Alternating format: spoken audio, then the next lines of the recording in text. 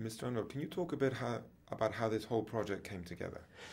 Well, you know, I have been fascinated by this part of the world for the last 20 years.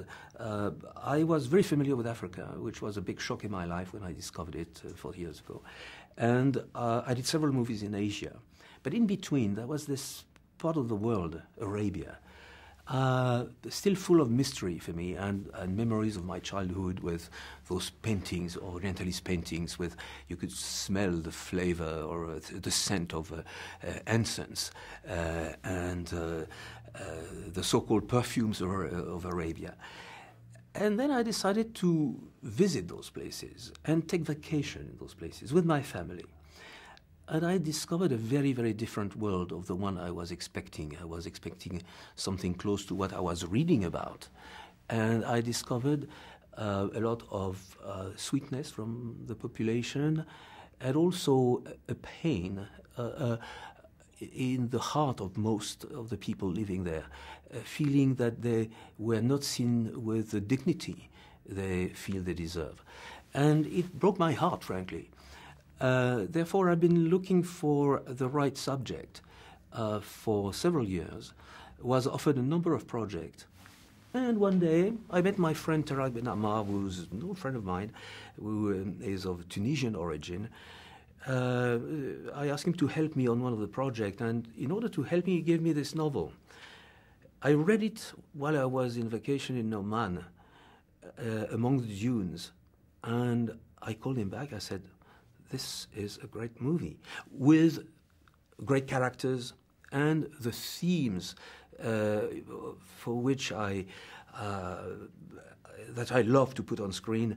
Usually the theme of a young person being transformed by an event where this person can discover a civilization or a culture that is not his.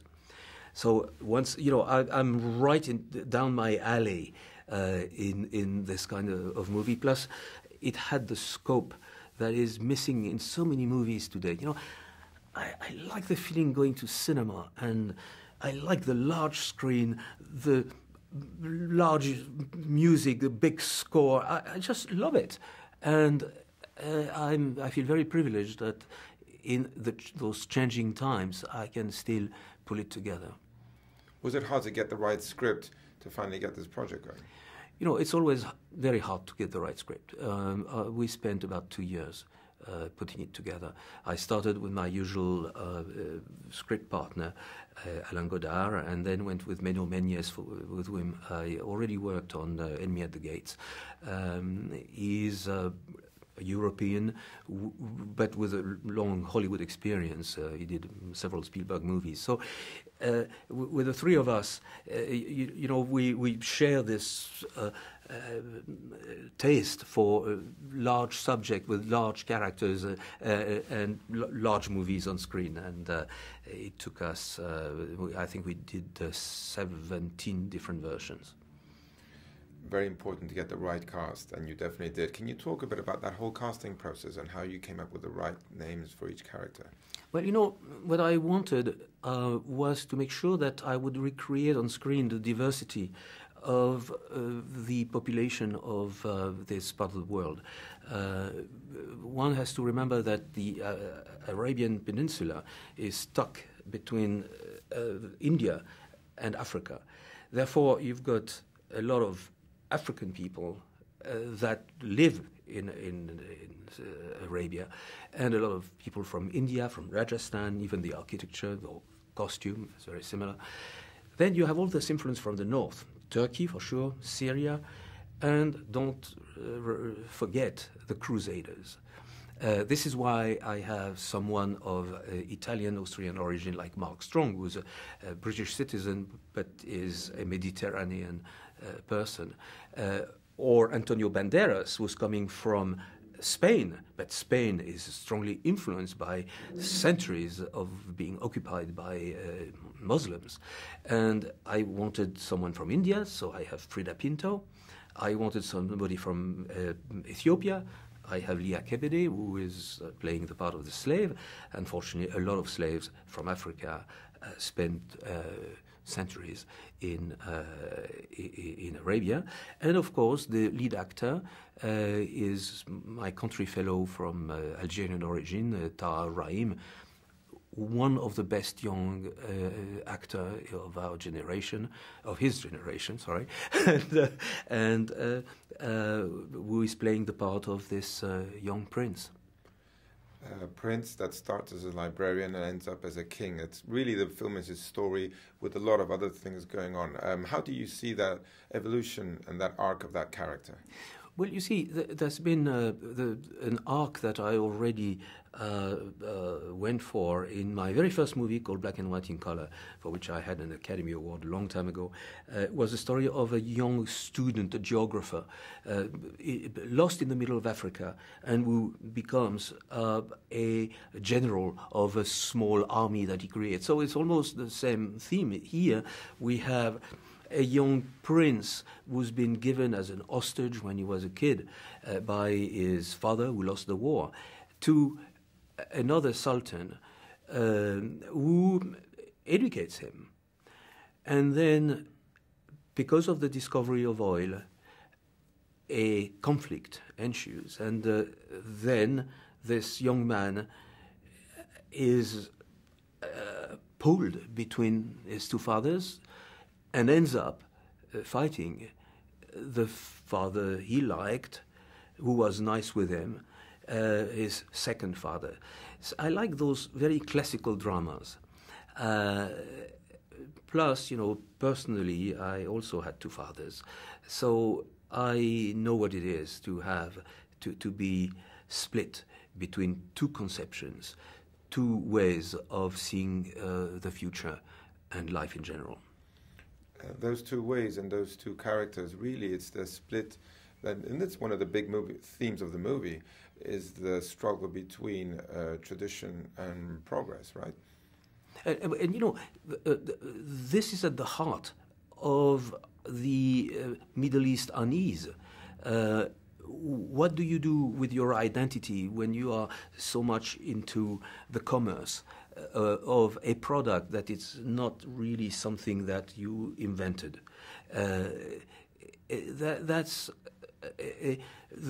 what we see in the Middle East today is this incredible discrepancy between those huge cities of the Emirates and the despair of people with no jobs, where you see that the riches that are coming from this treasure that they have under their feet doesn't make a lot of people happier.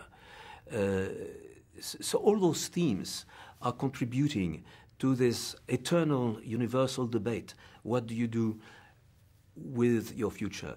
How do you combine spirituality and materialistic pleasures? It was one of the themes of my movie, The Name of the Rose, which was already, you know, dealing with two conceptions of the future. How does religion deals with progress? How do you use the advantages of money? It was fascinating to conceive that story before the Arab Revolution. And while we were shooting, it suddenly burst all around us for many of the reasons that were already written in the screenplay. Can you talk a bit about the logistics of actually shooting? Following up on what you were saying, you shot in Tunisia and Qatar, you built these amazing sets. Tell us a bit about all of that. Well, you know, it's nowadays more and more difficult to convince people to build things for real, because they always think that they can do in post-production with the video game looks, because you build just the door, for instance, and all the walls will be added later. I have done those things, but I don't like it. I feel that a movie is always a story of someone, a human being. And this human being lives through the emotion of an actor. If the actor is not dressed properly, if he's not in a set that inspires him something, if he's not in the proper light, he's not good. Even a great actor. If you ask him to play in front of a blue screen or behind a blue screen, it doesn't work for me. Therefore, the reason why, when I do a movie of that size, I want my actors to be in front of a rampart that is half a mile long, or I want them to be in the perfumes of a harem, or I want them to fight the sandstorm in the immensity of a desert. I know that when I do the close-up, I read something in that face that I will not have if I do it artificially. And for my sheer pleasure of shooting, I can tell you, when you have a caravan of 500 dromedaries, it puts everyone in a condition that is lyrical. And I think that ultimately it's going to be on screen. Why is it that when I call my friend James Horner, who does, Avatar, Titanic, Braveheart, why is it that he cancels all the other movies that he had to do and spends 6 months, until yesterday he was with me in Doha, to do this movie? Because he said, I don't see those things anymore. It inspires me. And therefore, I think it's a matter of inspiration that goes across the screen and comes to your heart. Artificiality has its limits. Motion capture, all that is great. It's like animation. It's wonderful. But sometimes to capture the vibration of life is, I think, a unique possibility of filmmaking.